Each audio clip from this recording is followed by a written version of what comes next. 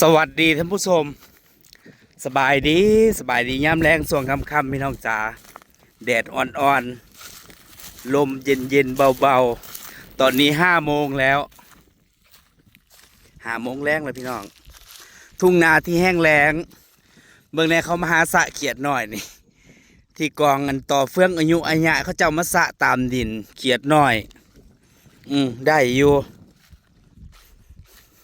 แต่ว่ามื้อนี้อากาศก็บ่ค่อยหนาวมาหาไต่เขียดจักว่าได้มาไต่เท่านี้เขาเจ้ามาหากันยังได้พากันไปเฮ็ดอย่าง2 เท่านี่เหรอตักน้ำกินได้พี่น้องจ้าถามว่าน้ำยังน้ำสางเนี่ยน้ำสางในหน้าเบ้ามีเนาะแต่ว่าแต่ละปีก็ส่วนใหญ่มันบ่ค่อยใสแต่ว่าปีนี้เขาเจ้ามาขอดสางขอสางตั้งแต่พุ่นละบอกเขาเจ้ากินละไดเห็นเขาเจ้ามาตักหลายเทื่อแล้วแต่กี้น่ะน้ำมันบ่ใสแล้วเขาบ่ค่อยกินแล้วหลังๆมานี่ปีนี้ตกมาปีนี้แห้งแล้งยอมรับเลยพี่น้องน้ำอยู่ใสอยู่ห้วยอยู่สระแห้งปีนี้บ่อันฮอดเมษาซ้ำแล้วเขาเจ้าเลยมากินเพราะมองอื่นนะมันแห้งเบิดแล้วอันนี้คือวิธีการตักน้ำสางหรือว่าน้ำสางแซงพี่น้องสมัยโบราณเขาเจ้ากับผ้ากินคือกันนั่นละบางคนบอกว่าไม่สะอาดมันสกปรกมันมีเชื้อโรครุ่นพ่อรุ่นแม่อายุยืนถึง100 ปี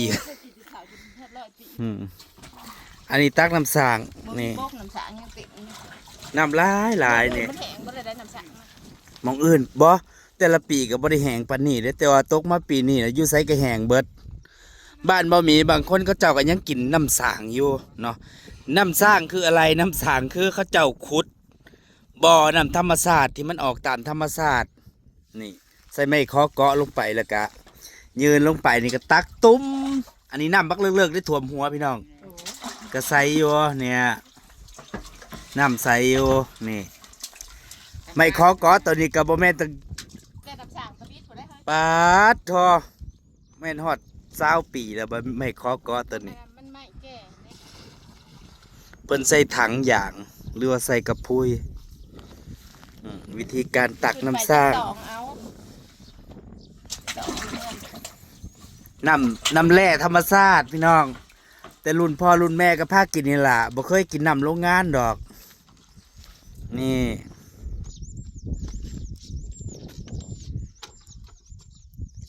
บางส่วนใหญ่เสมอเขาก็ซื้อกินเนาะสั่งน้ำโรงงานเขาเจ้าในบ้านบ่มีก็คือกัน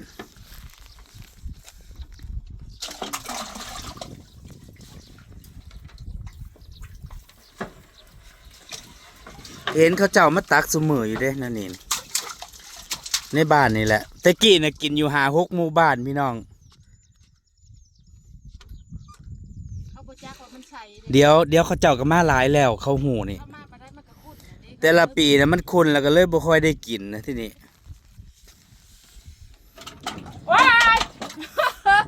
นี่เขามาจมลงนี่เดี๋ยวจะเอาได้ตีมันรูดไปก็น้ำแร่ธรรมชาตินะจ๊ะอันนี้เขาเอามุ้งกวมไว้เพื่อบ่ให้อันเวลาลมบ่ให้ใบไม้หรือว่าต่อเฟืองหรือขี้เหงื่อปิวลงไป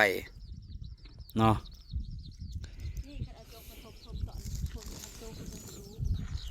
คือผู้เฒ่าโบราณน่ะเขาเจ้าบ่ได้กินได้พี่น้องนำจากบริษัทนำจากโรงงานเขาเจ้าเคยกินน้ำสางเขาเจ้าก็กินเนาะมีปีนึงไม่เฒ่าบ่ได้แก่แล้วแต่เก่ามันแก่แต่น้ำแล้วเนาะตักกว่าสิเต็มถัง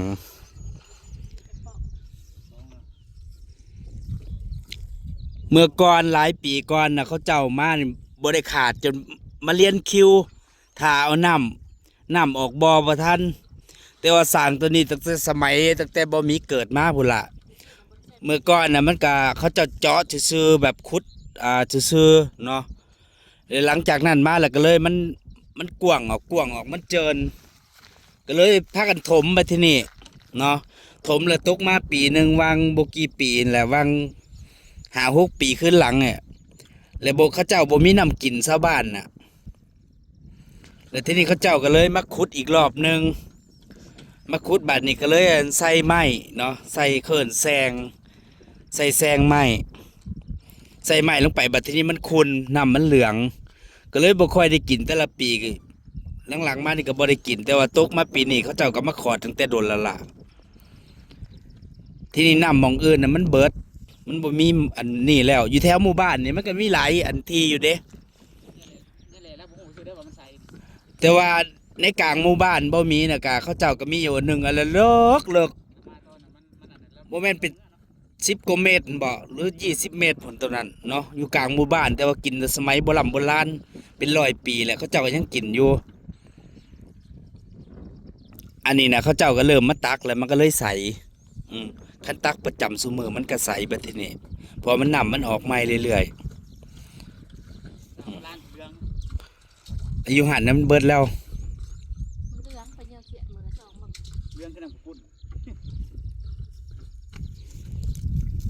บ่อน้ำสมัยตะกี้เนี่ยมันบ่ได้มีอันแม้กระทั่งน้ำบาดาลพี่น้องเนาะหาน้ำกินน้ำใส่ยากมีแต่ขุดบ่อแหละขุดน้ำสร้างตักสมัยตะกี้ก็หาปุ่นเด้ใส่คุหลายๆคู่หลายๆคนก็สิเกิดทันอยู่ช่วง30 ปีขึ้นหลัง30 กว่าปี40 ปีเนาะมันก็เป็นวิถีชีวิตคนสมัยตะกี้แต่สมัยเสมอนี่บ่มีน้ำกินนี่โทรสั่งเขาเจ้ามาส่งฮอดบ้านอันที่เฮากินกระตุกเท่าไหร่บ่มาส่ง16 บาท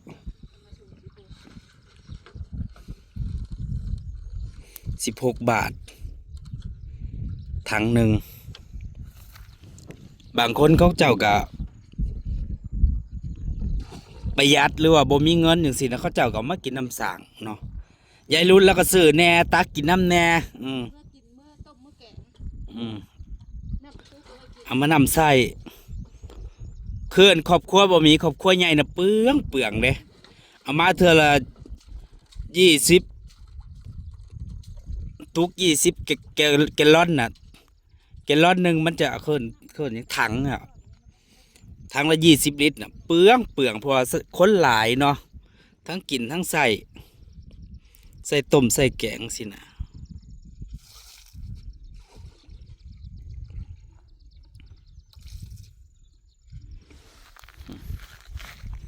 ท่านผู้ชม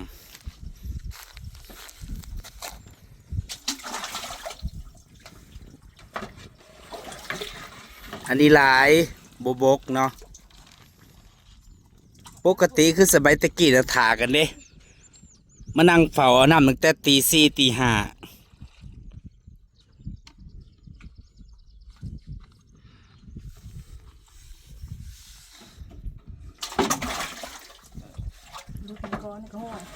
สางอยู่ในบ้านนะคืออยากเขาเจ้าใส่เสือกผูกแล้วก็ใส่วิธีดึงเอาพอมันเลิกอยู่ในหมู่บ้านตะกี้กะ6-7 หมู่บ้านพูดเด้มาตักกินแต่สมือนี่เขากับส่วนใหญ่ก็สั่งน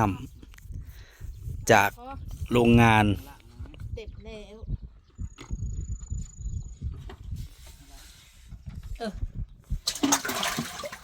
ล่างเลยเถอะใช่แม่ทางอันนี้ก็เลิกเติบได้พี่น้องแต่บ่ฮอด10 เมตรดอก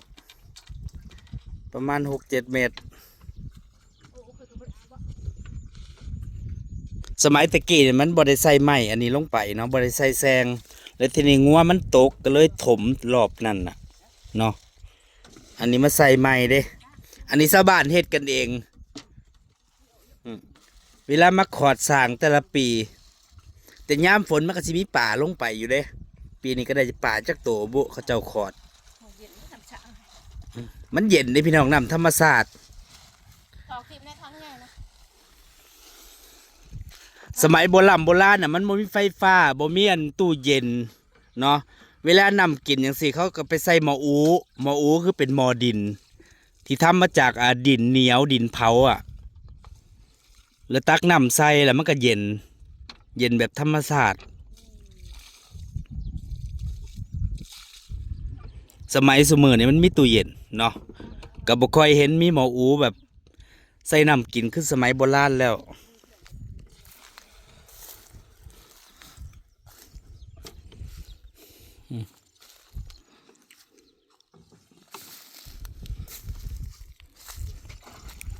ลงมาตักเลยแล้วหัวมันใส่เลย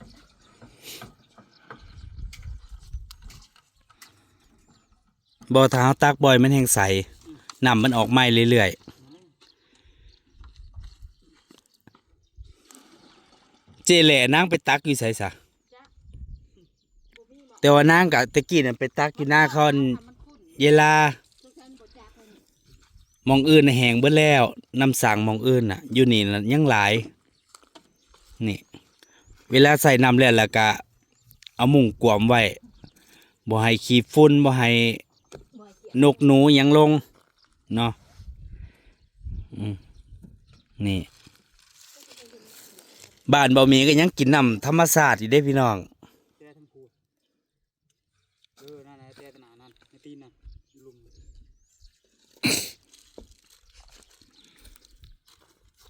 ถ้าเป็นผู้เฒ่าโบราณแหงเขาสิกินแต่น้ำสางน้ำธรรมชาติน้ำมองน้อยนะลายลังคาที่เขากินน้ำสั่งเห็นเขาเจ้ามาตักจักมาตักอยู่ใส่เงินภาษา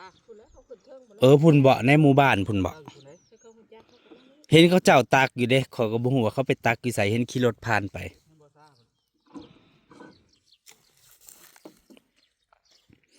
นี่ไม่คอเกาะมันนี่เอาไปก่ายปากมันไว้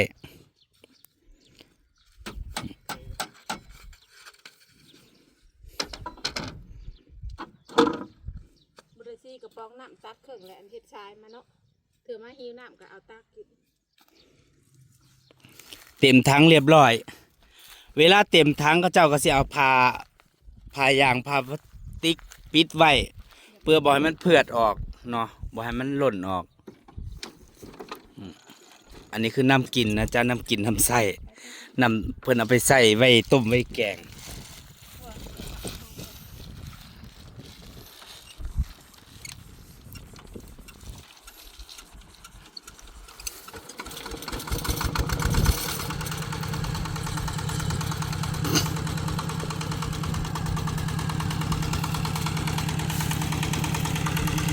นั่นแหละพี่น้องจ๋ามาวันนี้ก็สิขอเก็บภาพบรรยากาศในเพียงเท่านี้ไปแล้วท่านผู้ชมพาเบิ่งอันยายรุ่นแล้วตักน้ำสางเนาะเมื่อแล้วอันนี้น้ำสางอยู่กลางทุ่งนาบ้าวหมีนี่ล่ะโอ้ยในถังหน่อยนะมันเฮียไปแล้ว